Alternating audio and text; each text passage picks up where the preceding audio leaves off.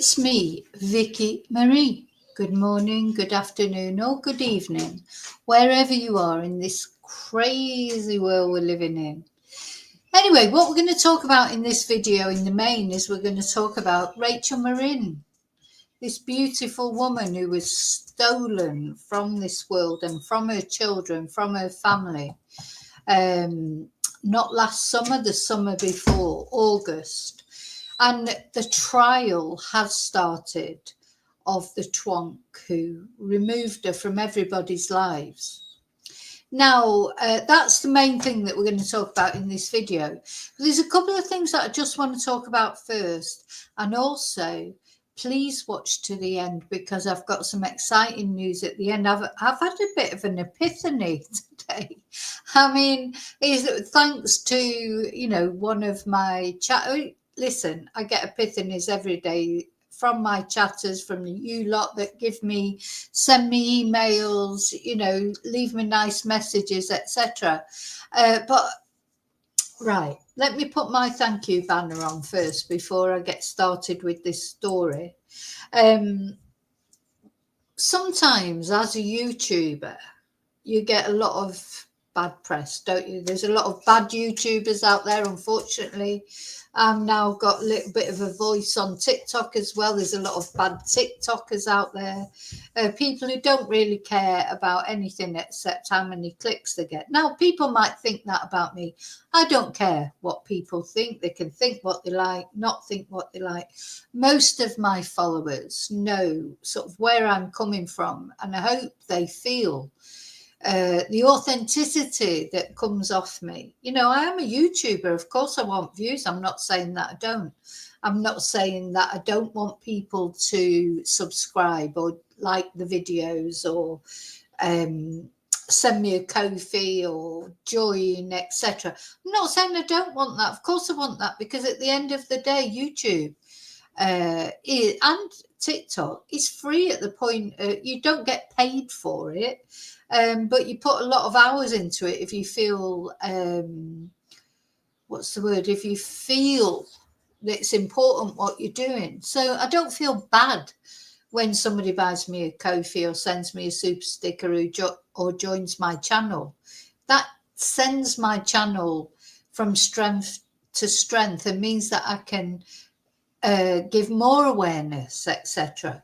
Anyway, you know what? I don't have to explain myself to anyone. I'm just saying that. But something that I do that is completely free that people do is leave me lovely messages. And, there's lots of people who do that. But something has struck me in particular over the last couple of days. And I'm going to talk about that first of all. We're going to light a candle for Rachel, of course, because Rachel is the main subject, if you like, of this video. The fact that Rachel's trial has started, and we've been following Rachel Morin's case right from the beginning. So nearly 2 years now. Now, if people want to think I care about Rachel or I don't care about Rachel or blah, blah, blah, blah, I don't care. I know how I feel. And most of my supporters know how I feel as well. So we're going to light the candle for Rachel. But we've got another candle to light before we start. Let me take off the banner. Just before we start, I'm going to show you a message that somebody sent. And I'm going to light another candle as well for this person. Let's have a look. That's Princess Tia you can hear in the background.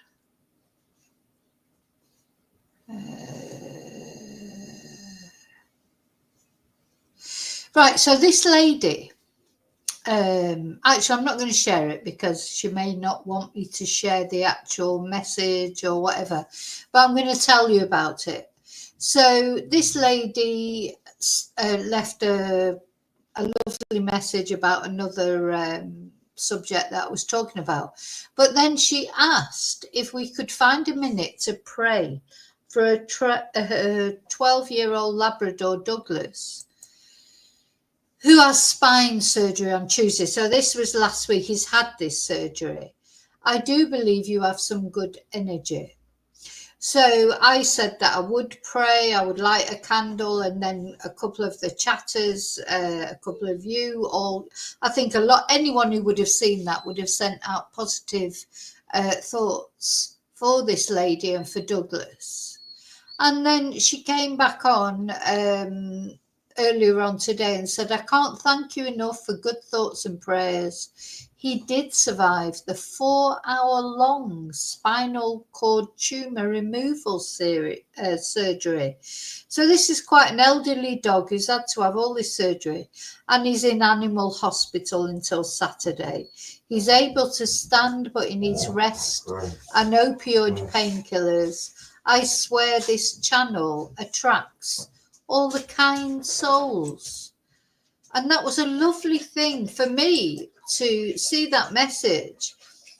It was such a lovely thing for them to say, you know. I hope my channel does attract kind souls. You know, that's the whole point of it, isn't it? You know, you do a YouTube channel or TikTok or whatever, the intentions should be to improve people's lives in one way or another, or to comfort people, or to bring cases to light in a respectful way, not to upset people even more, or, you know, create problems for people. So anyway, I just want to say how much that message meant to me, and how it's not only that message, there's been other people that have sent lovely messages as well. But this sort of gave me, as I say, a little bit of an epiphany, you know, in a time when I'm always wondering, where is my channel going? You know, do people enjoy it? Are people even watching? You know, sometimes you know people are watching, other times it's like, oh God, is anybody even interested? You know, am I talking to myself? You know, that's how you go with your YouTube channel. Any YouTuber will probably tell you the same thing. You know, you can't be sure. And the thing is, I'm not a person, I don't follow the algorithm. I don't care what's popular or not popular. To me, I cover what I think is important to me and my followers. And also, once I start with a case like Rachel's, I'm going to continue with that case and follow it right till the end conclusion, which when hopefully will be in a couple of weeks, when her, the person who unalived her, allegedly, will be found guilty, and that's it. We'll never have to think about him again. So at the end of this video, I am going to tell you what I've decided, though, something else that I'm going to do. But that is, I'll tell you at the end. Let's concentrate on Rachel now. So, Rachel Morin. Very, very important case as far as I'm concerned. Feels very personal. Rachel had 5 children whose lives have been destroyed by what happened to her. She was just went for a walk on the Morin Trail in Maryland and was accosted by a horrible man who she just literally, it does feel with Rachel. There's no proof so far as we know. It may come out in the trial if it's any different, but we have no proof that she was actually stalked. And, you know, the person was Victor Martinez, was waiting for her. There's no proof that he was waiting for her because of who she was, you know, that he'd been following her. It seems like probably she would just happen, you know, she could have been anyone. You know, she could have been you or me if we lived in that area, or any woman wandering around, you know, well, say wandering around, going for a walk on a nature trail that she'd done all her life in safety. She had no reason to think that she was not safe that day, and she should have been safe, but she wasn't. So that's Rachel. Let's just have a closer look at Rachel. You there's lots of pictures of Rachel that, she was sort of typical sort of example of women these days on Instagram. She took some beautiful photos going around of her. Some more sort of glamorous like this one, some more natural like the one up in the corner. At the end of the day, Rachel was a mother of 5 children. But she was in the prime of her life. Your 30s, in my opinion, are the absolute prime of your life. And anyway, she was taken from this world. She was taken from her children. She was taken from society. And her only crime, if you like, can't even call it a crime, was that she happened to walk past this twonk who was there waiting for her in the woods. Now, as I say, whether he was waiting for her or not, or whether he was just waiting for any woman to walk by, is a moot point that might come out, hopefully, in the trial. And then, not only that, but this guy, he'd committed other crimes in his home country of El Salvador. He'd murdered a woman. He'd also violently attacked a young girl in Los Angeles, and the belief is that the only reason it didn't come to the same end as what happened to Rachel is because he was disturbed. So he's a bad person. His DNA was matched, and then it came out that he had this red alert warrant from El Salvador. He tried to get into America 3 times without success, and then he finally managed to cross the border. And when he was arrested, which we're going to look at his arrest in this video, we've looked at it before, he was actually miles away, I think in Oklahoma. So he'd gone from, basically across the border, he crossed over the whole of America. He crossed the border into America. Then he went to Los Angeles, where he committed, as far as we know, the first crime. There may be other crimes against the young girl that he attacked, RAPED'd. And then, luckily for her, he was disturbed and he left the property, and he left his cat behind, which had DNA, which then ended up coinciding with Rachel's DNA, because then he went all the way from Los Angeles to Maryland, which is right over the other side of America. And then he did whatever he did to Rachel, and then eventually he went, he was traveling around America, and this has become, a bit of a propaganda point for Donald Trump, etc. That illegal immigrants are free to wander all over the USA. And he was working when he was arrested. Did he have a false identity? How was he not traced? So this is a big thing. This case is very important for that reason. Obviously it's important because at the end of the day, Rachel lost her life. But it's important because it raises all these questions, not only of illegal immigration. I mean, I don't think you could say that, he did not go over the border legally. So how could he have been stopped going over the border? 3 times he tried to, and then finally he succeeded. To me, the question is, why was his arrest warrant not picked up? He'd already done these terrible things in his own country.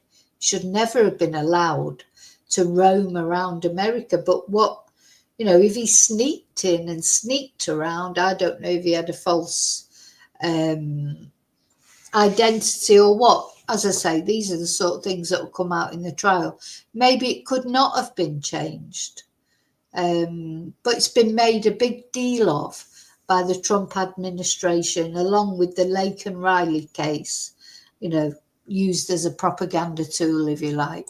But anyway, we'll see, won't we? Because the trial has just started. So now, but it's very interesting because the trial is being held.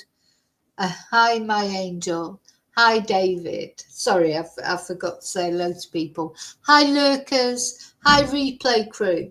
Thank you for caring about Rachel.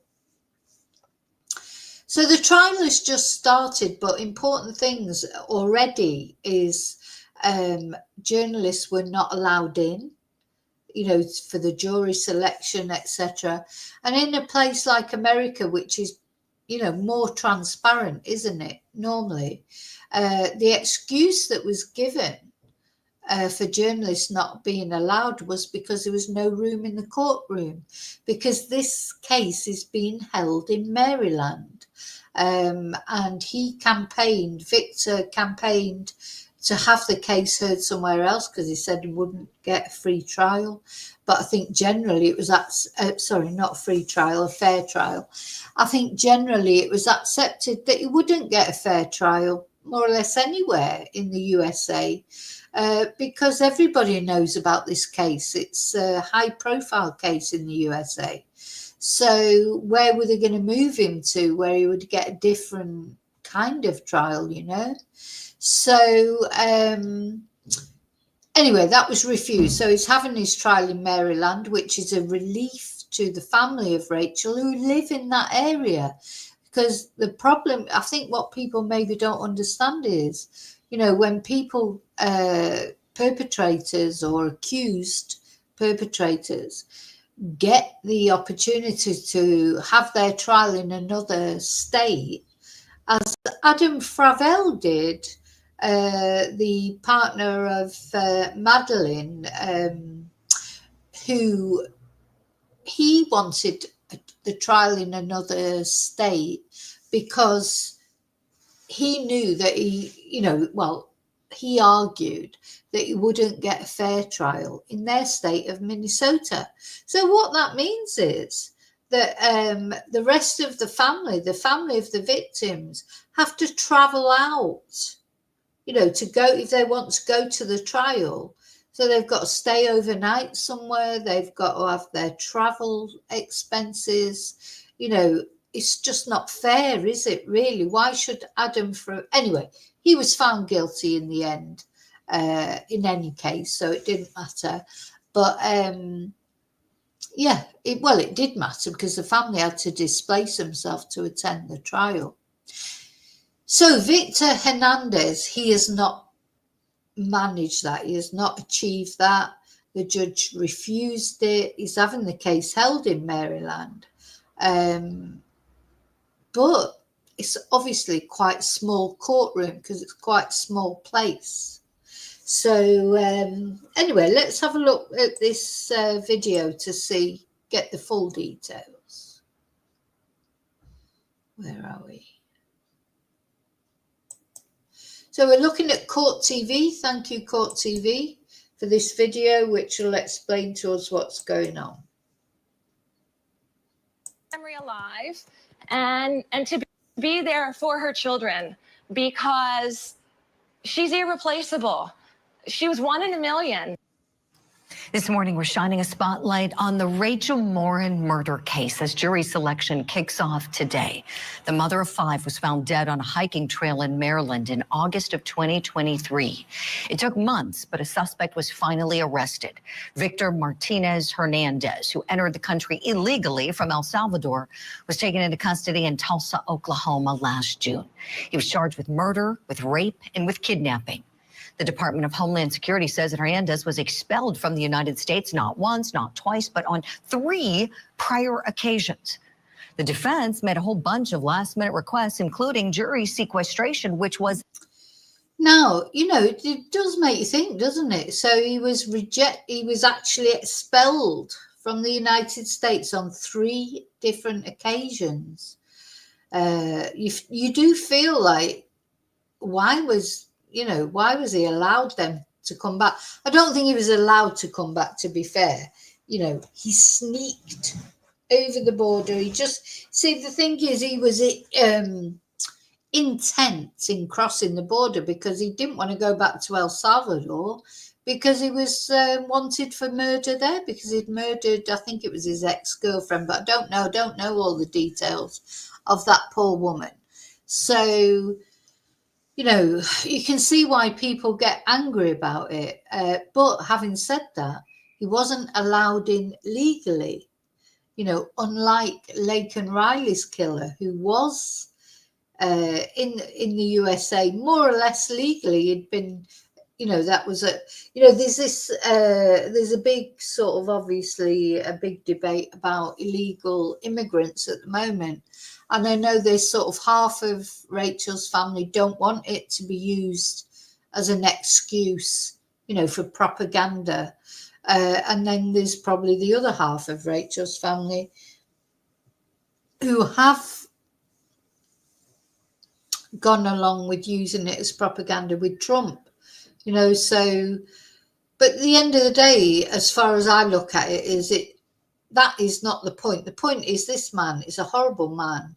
How was he allowed to be just wandering around America? Whether he got over the border and how he got over the border is not as important as how was he just wandering around America? You know, like he didn't even have transport. He was going on Greyhound buses, apparently, going from place to place, finding work without papers or without official papers, you know, and he could have done this to anyone, anywhere. So, you know, if you're American, it doesn't matter where you live. He traveled so far. Could have been you. It could have been your loved one. And to me, that's what's most important here. How many other victors are there out there? Denied. Let's bring in the attorney for Rachel Morin's family, Randolph Rice. Randolph, good morning to you. How is the family holding up this morning?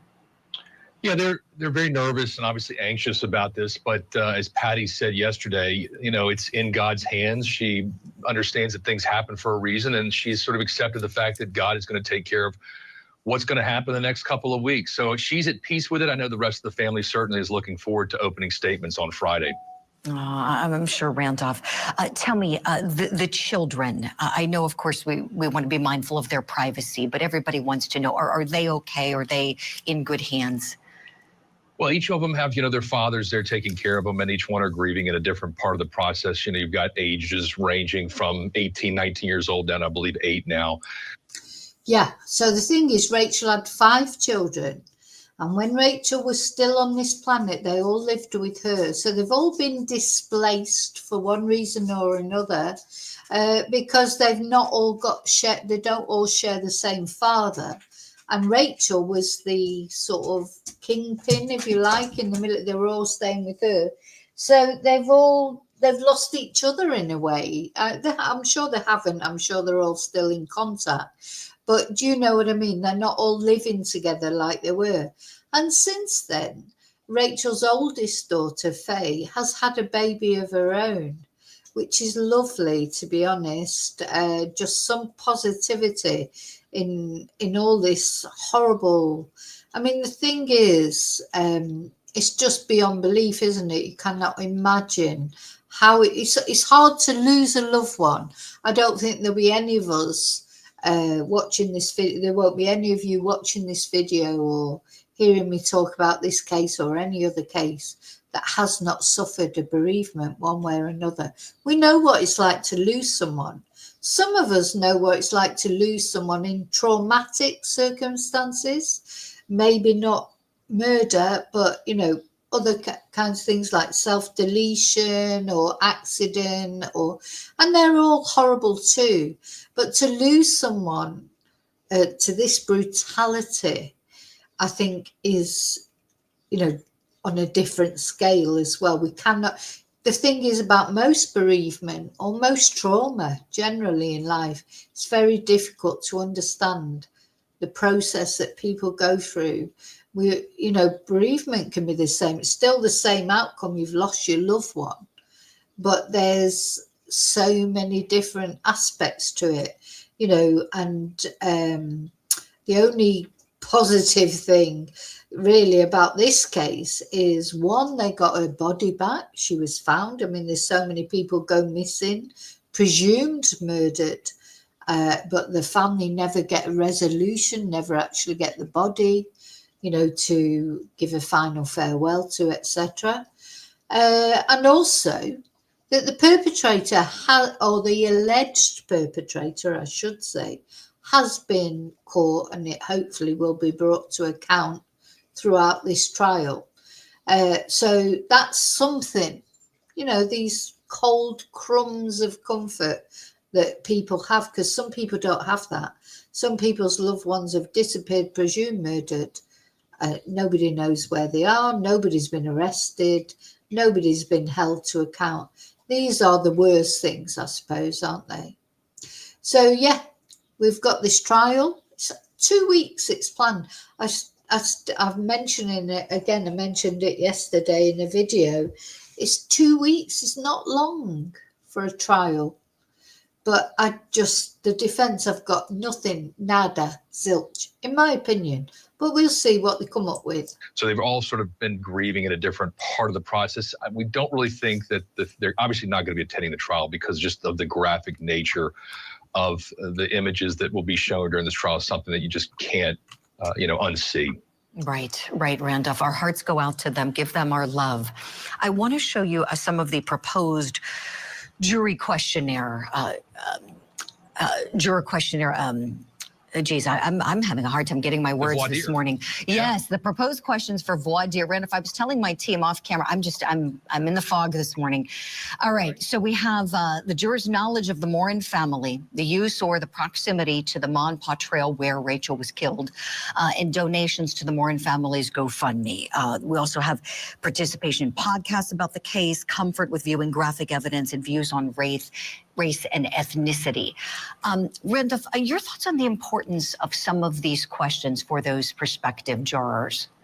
Yeah, so yesterday they had a pretrial conference where they debated between the state and the defense all of these 50 plus different questions. A lot of these were coming from the defense. They wanted to expand that voir dire, that questioning of the jury panel. And really what Judge Curtin, the Harford County Circuit Court judge who's overseeing this case, sort of shut the defense down and said, look, I'm not going to start diving into these very specific or sometimes very broad questions, because she called it essentially a fishing expedition. The defense was trying to gain more information about the jurors so they could use that in their selection process. So what she really said was that I'm going to ask a very general question. Have you heard about this case? And if so, how have you heard about it? And then I will allow you to follow up with questions of that juror to determine if they can be fair and impartial. Randolph, thank you for that. We know that the defendant's lawyers have made the argument that there's no way he can get a fair trial. What do you say to that? Yeah, I mean, look, there are over 200,000 potential jurors in Harford. Do you know what? This just makes me angry, because it doesn't matter to me if they get a fair trial or not. Well, obviously it does. The thing is, what matters is the evidence. You cannot argue with the evidence against Victor. So it doesn't matter if if you were a juror in Victor's trial, you'd be like, oh, well, yeah, I think he's guilty. But you still have to have the evidence. You still, there's so much evidence against him. It's the evidence that will count. It doesn't matter what people think or don't think. It doesn't matter at all. All that matters is his DNA was inside Rachel. That's what matters. It's not a question of whether he's guilty or not, or whether people are prejudiced against him or not, or whether people don't like illegal immigrants. His DNA was inside her. So that's what counts. For fuck's sake. Makes me mad. For county, and I said this yesterday to the press, I oftentimes will ask people, hey, have you ever heard of the Rachel Morin case? And I'm shocked how many people have not. So I think it's going to be very easy for the judge, the state, and the defense to find 12 people in Harford County who, and it's not that they haven't heard of the case, it's that they may have heard of it, but can they be fair and impartial? Can they listen to the evidence? Can they hear the witness's testimony? And can they come away with it and apply the law and find beyond a reasonable doubt is either to his guilt or innocence. Right. Randolph, harken back to your experience as a prosecutor. You know, for many years you served in that role. Are you at all surprised that this guy is going to trial on these very bad facts? You know, Julie, that is a great question. And early on, I thought that he might decide to take a plea. We don't know the details of what the plea was. We know there was a plea offered early on when the state was trying to prepare their case, and we certainly don't know. But there would have been an incentive there. Remember, the top count and the most serious penalty in this case is life without parole. So there is presumably was a chance of getting parole. We're not sure. We're going to have a little look at that video. That's when he was arrested. He was sat at a bar having a drink. Oh God, I love watching this video. I love it. When he's sat up at a bar having a drink, he's probably thought no one's coming for him. He's been on the run for nearly a year and he was not apprehended. And then one day there he was, sat up there because he was traced through genealogy, DNA, This is what I mean. It doesn't matter whether those people, you know, there's no way you can argue with the genealogy, DNA. I'm really interested to see what comes out in this trial. And the thing is that, to me, what's really important is it's only expected to last 2 weeks because the defense has got nothing. The only thing the defense has got is by saying, oh yeah, well, he won't get a free trial. Yeah, a fair trial. He will get a fair trial, but all the evidence is against him. That's all they've got. All they've got is to say, oh, well, this has been, you know, brought up in national news and blah, Donald Trump this and blah, blah, blah, blah. But it doesn't matter because this vile person, his DNA was inside Rachel. He cannot escape from that unless what they think the police put it there. I mean, you know, ridiculous. I don't think there's many people pleading for him to have for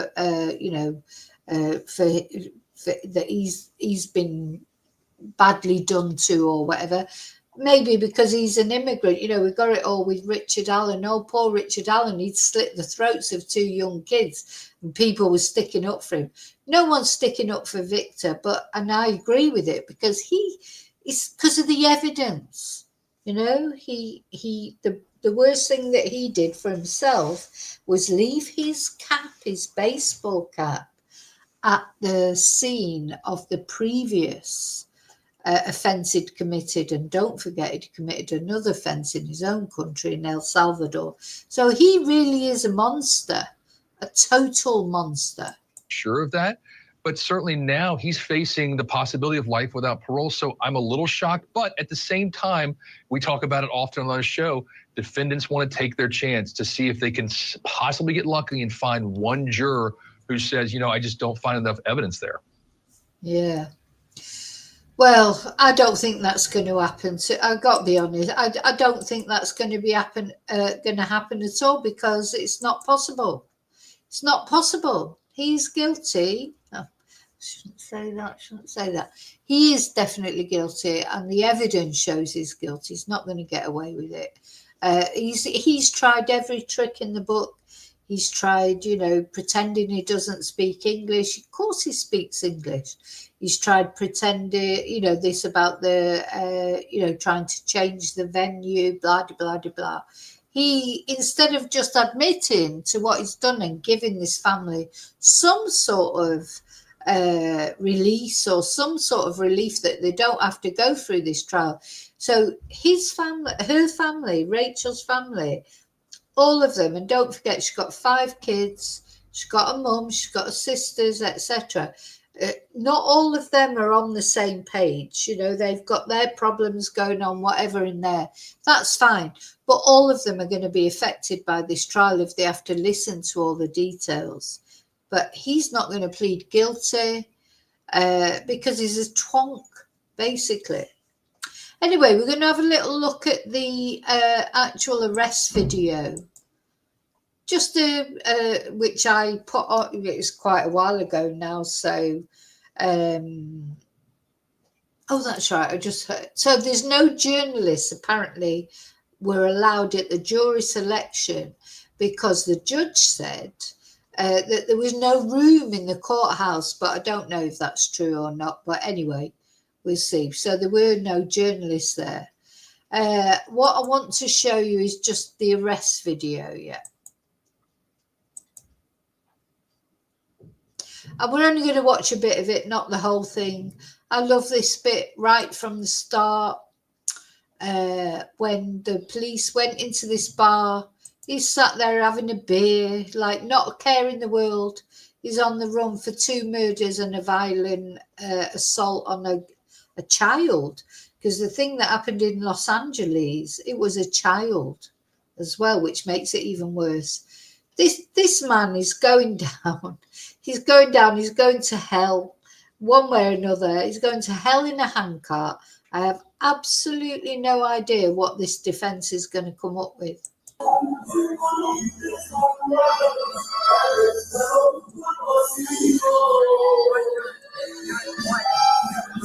Now it must be because they don't know if he's got a weapon or not. So it's always a chance that they take when they walk into these situations.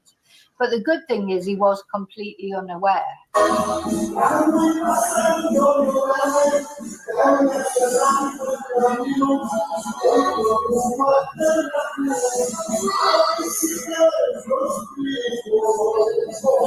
So he's sat in there listening to all the music. Actually, I forgot I should have muted the music, actually, because I think they'll probably pick me up on copyright for that. So he's in some sort of Latino bar listening to Latino music. And in come the police.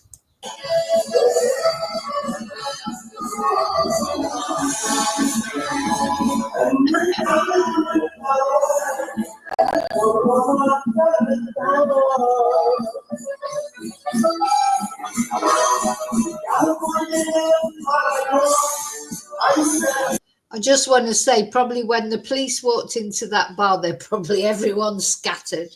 Because the problem with I think, you know, aside from the political spectrum of the thing about illegal immigrants, etc., the problem is trying to get information in these sort of cases is that a lot of the people that maybe have the information that the police need to pinpoint these perpetrators, they're probably not legal either in America for whatever reason.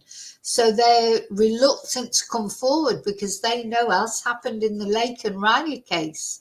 You know, he's the one who went and murdered Lake and Riley, but a lot of his friends, etc., they've been, you know, they've had to go to prison because of it, because it turned out they were illegal living in America, which, you know, obviously that's not good either, is it? But it's not quite the same as what he did to Lake and Riley or what this guy did to Rachel Morin. So a lot of people won't come forward as witnesses, etc., because they're illegal as well there.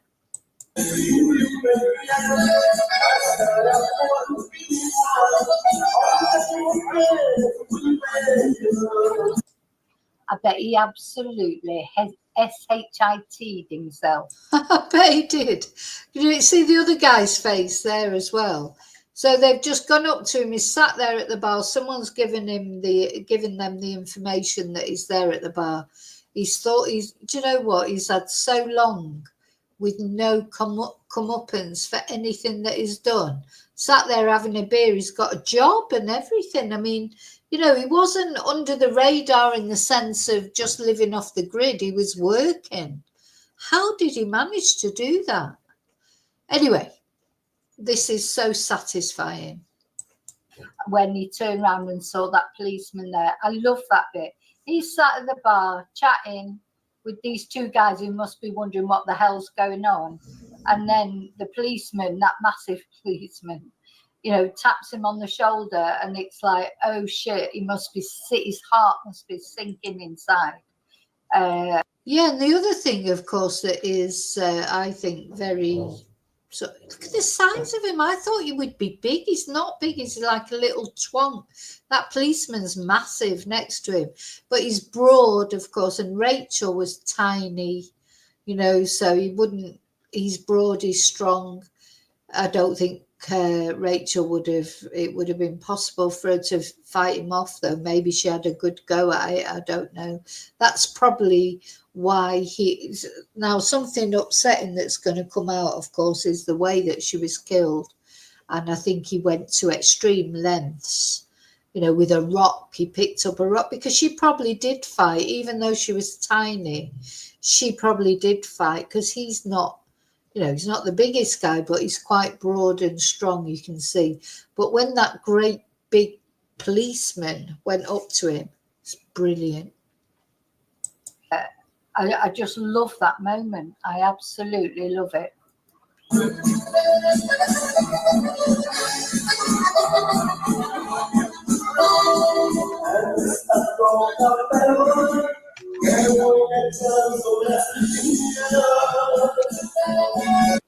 And look at the size of him. I know the policeman's big.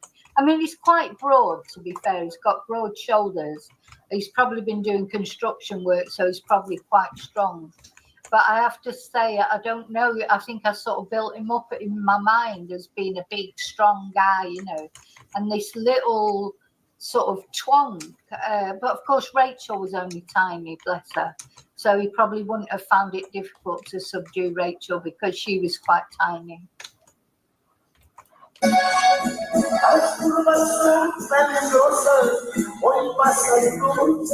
The other thing that I absolutely love about this video is this policewoman. So he's turned around there to, I don't know, get his phone or whatever, or shout something to the guy, and she's just gone forward.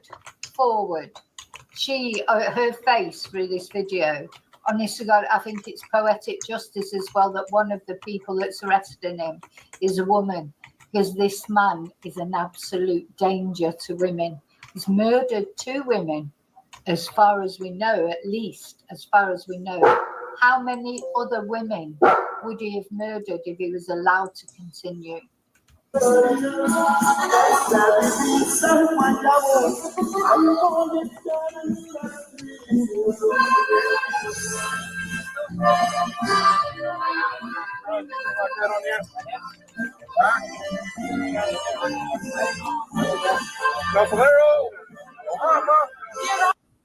I'm just wondering what's going through his mind at that moment.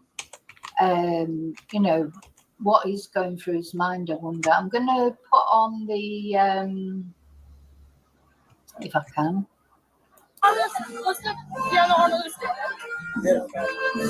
See or no? No, ¿te hago foro? ¿Ah? ¿No?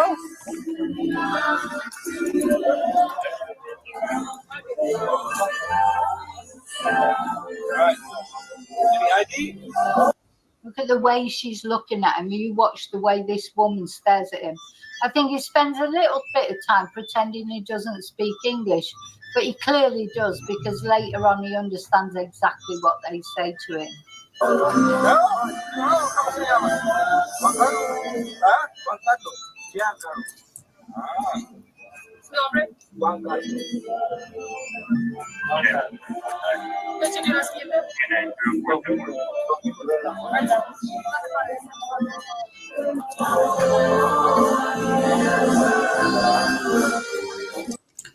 Right, just fast forward it a bit. Antonio.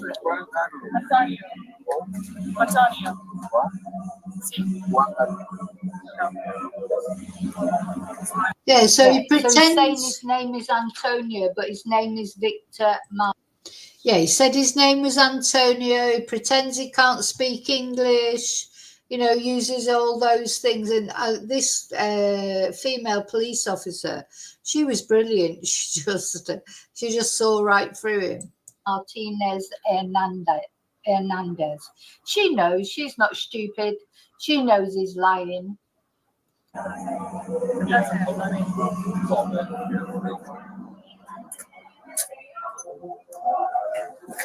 Look at her face. The way she's looking at him. Honest to God, that's just so classic. That she knows it's him. She knows what he's done, and that look speaks volumes. Yeah. I didn't see a photo. I asked the people sitting next to him. They said that I guess they took it. I don't know. They just said it. Brian. I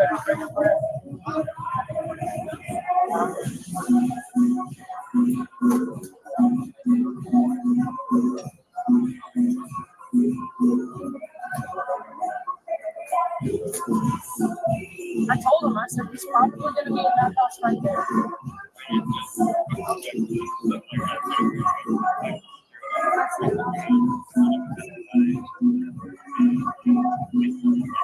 Game's up, Victor. Victor.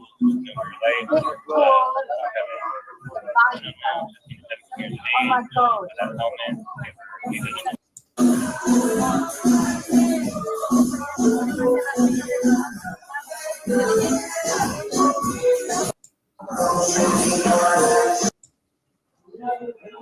Telefono?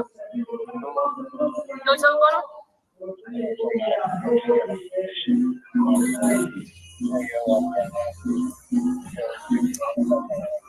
Sure, he just said his name was Juan Carlos. Right? Well, or maybe someone else's story, but she said not Juan Carlos.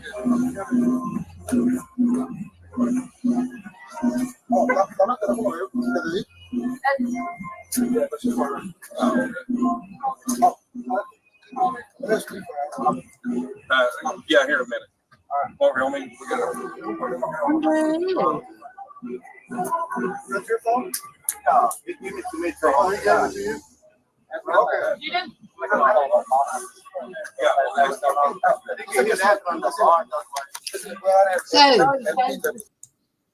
There's not a passcode?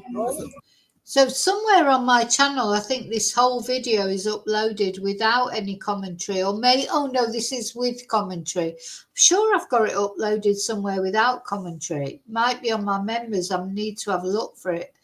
But just that, I love this policewoman, the way she's looking at this guy. All of them, they know he tries every trick in the book, as I say. Try and pretend he can't speak English. Try and pretend his name's Juan. I think he said Antonio. Then he said Juan Carlos. Then he said something else. He's trying it. He's got false ID. He's got all sorts of things. But finally, this guy was caught, and he is on trial. And his trial, of course, I'm at a different time zone to what's going on in America. America's not woken up yet today. It'll all carry on today. I presume the jury's been selected. Opening arguments are Friday. So if you're watching this live, we're on Wednesday, I think. So the opening arguments aren't till Friday. So these next couple of days really is about getting the jury sorted out and this, that, and the other.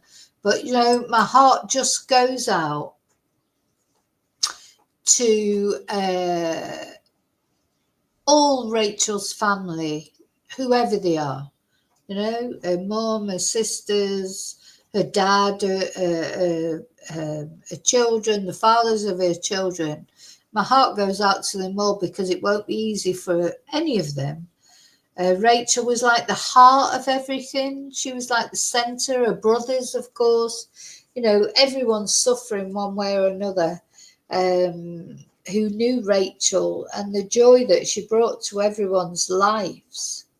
But anyway, so I just wanted to let you know that I will be carrying on, talking about the trial every day that the trial is going on. I'll be talking about it, and especially when it gets going on Friday, when it gets going properly with the opening arguments. As I say, 2 weeks is not much for a trial of this sort of prominence, if you like. So I just think the defence have got no argument. To be honest, I don't think the defence will be able to do anything. So Okay, I'm going to love you and leave you. I'll be back really soon, of course, in the next video.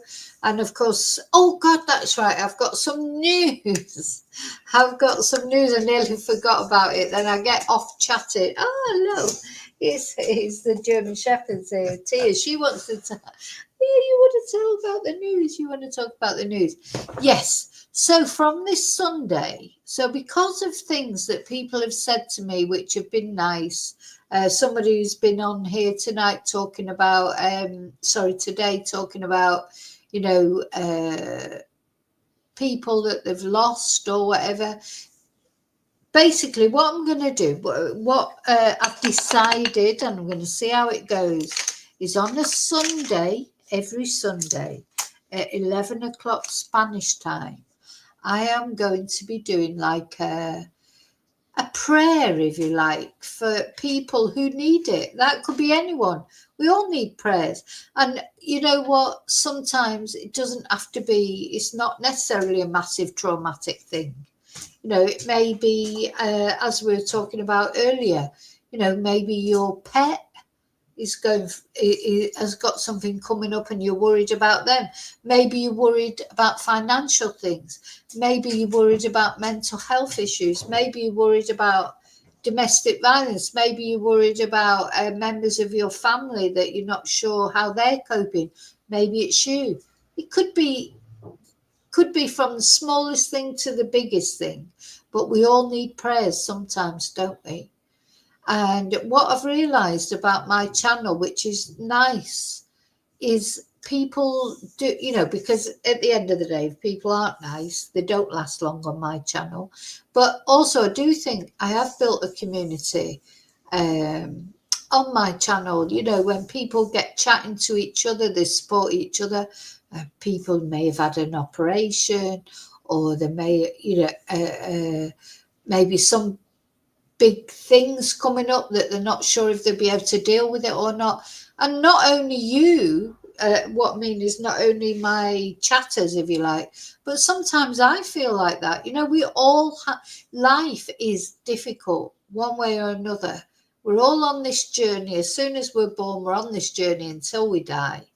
If we're lucky, you know, we go on for quite a long time, and we don't, but lots of people don't get the chance to have a full life, as we've seen recently by many things. And then you've got people who are bereaved, you know, bereavement. But then it could be you've just lost your parent who maybe is, you know, 80, 90 years old. Still a bereavement. You know, we're still on this journey trying to cope with life and all the curveballs it throws us. And I don't know about you, but I'm just going with the ride now, because what I've found is you get up in the morning, like today was a prime example. Every day is an example. You get up in the morning with the plans of what you're going to do for the day. I'm going to do this. I'm going to do a video. I'm going to go there. I've got to do this.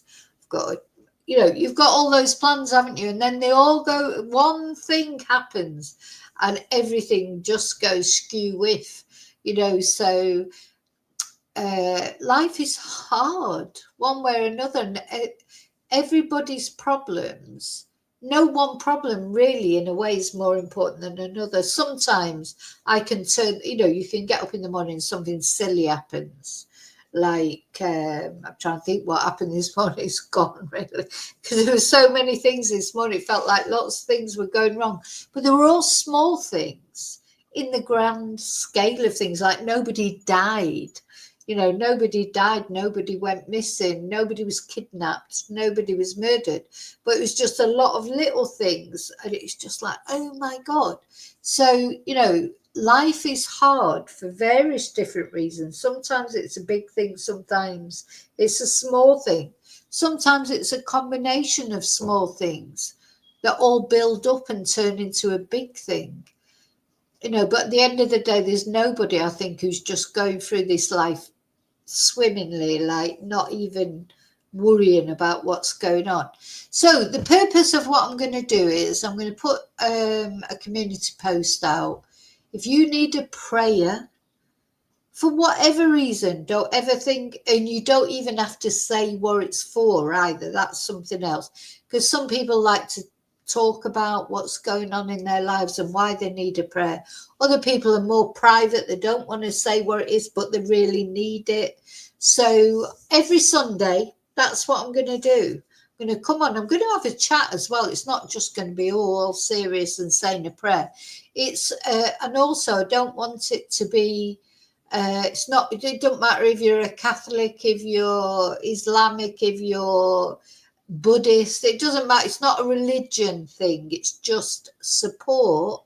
Prayer. At the end of the day, you can never underestimate the power of prayer, because prayer is just sending positive vibes out to the world. It's not about religion. I don't care about religion. It's about positivity. Whatever religion you are, whatever creed you are, whatever, doesn't matter. As long as we're all together, like wishing good things on other people, that's what it's going to be about. Oh, thank you.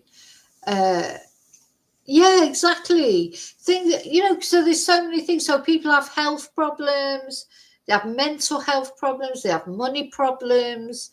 Sometimes people have all of those problems all at once. It's like, God, if you have if you have whatever, it could be your child you're worried about. I don't mean even young children. It could be your adults. I worry about my son all the time.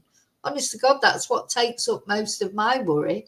You might be worried about your extended family, or somebody might be physically ill. They might have cancer, or they might have broken their leg, or there's so many things to worry about, isn't there? But one thing that can be good is to just for us all to send out positive thoughts to that person. And this has been I've sort of been thinking about, I always light a candle and stuff like that. But this person recently who said to me about their dog and that, thing is, it's so important. Your animals are so important, and you have your pets, and they're what keep you going sometimes. And then when they get ill or something goes wrong with them, it affects you. There's so many things that can affect us for negative reasons. So that's what we're going to do anyway. So I've waffled and waffled and waffled, but that's what I'm going to do. So, but I need your help. I need your help because I need you to join me in it. So on a Sunday at 11 o'clock Spanish time, which will be 10 o'clock the UK time, I'm going to try and set that as a, because also sometimes it's hard for me to do a plan of when I'm going to do lives or when I'm going to do videos, because obviously I work and then I've got other things going on. But Sunday is one day, Toca Madera, or fingers crossed, touch wood, that normally I know that I'm going to be free on a Sunday morning, wherever I am, because at the end of the day, even if I do go somewhere, I can still do, to the joys of the internet, I can still do a live wherever I am. But what I need is for people, obviously, to join in. If you've got, as I say, you can send me an email, say, can you just say a prayer for such and such? You don't have to even, and you will say to me whether you want me to actually mention your name or not. Some people will want it mentioning. Other people would just say, can you please say a prayer for whatever, but please don't mention my name. And I think, everyone knows by now I never, ever give anything out that somebody has told me in confidence. So there you go. That's what I'm going to do. Starting with this Sunday, which is 6, isn't it? 6th of April. 6 de Abril. God, look, I'm going in Spanish now. 6th of April. Anything you want me to pray for, or us to pray for, I should say. It's not just me. We're all going to pray. We're going to have a little bit of fun as well. I might play, I'm going to look for some music. I do like a bit of the old clappy gospel music. If I can find some sort of copyright stuff and that, do a bit of that, bit of this, bit of gospel, bit of just positivity, because we deal with true crime, we talk about true crime, and that's important as well, because it's important to talk about stories, cases and the victims like Rachel. But it's also important that we don't forget sometimes we need uplifting. Okay, so that's what we're going to do. And I'll see you really soon in the next video. Let's hope. Do you know what? I cannot wait for the sentencing. I suppose I've already decided in my head that this guy's going to be found guilty, which I shouldn't do really, because everyone's innocent until proven guilty. But, well, hey ho. But I just cannot wait to hear the jury say that he's guilty, and for the sentencing, which is going to be life without parole. I hope. Allegedly, you know, you're not supposed to say all these things, but anyway. Okay, I'll see you really soon in the next video. I'll see you before Sunday, but make a note for Sunday, 11 o'clock Spanish time. We're doing at least an hour. That's what we're going to look at. A program.